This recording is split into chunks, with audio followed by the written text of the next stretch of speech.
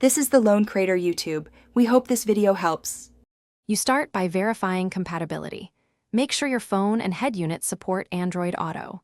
Once done, enable developer settings and USB debugging.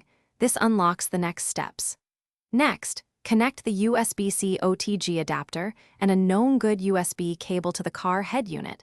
That initial wired link establishes pairing credentials. While the phone is charging above 50%, turn off battery saver and any VPNs or apps that block network discovery, because they interrupt the wireless handoff. Now you configure the wireless bridge.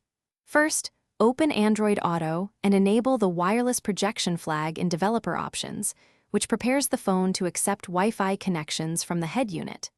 Then let the wired USB connection finish pairing so credentials can be exchanged automatically. After that, power the wireless adapter or activate the car hotspot and confirm the SSID and password match on the phone. This is how both devices authenticate and create. Finish by unplugging the USB cable. The head unit should connect over Wi-Fi and Bluetooth automatically. Wait up to 30 seconds for the handoff.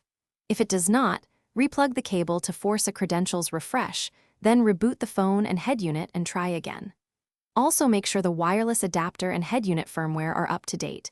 Clear Android Auto cache and verify location, Bluetooth, and Wi-Fi permissions. If connections drop, reduce interference and keep the phone near the head unit.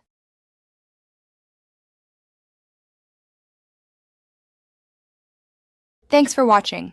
Consider subscribing if we helped you.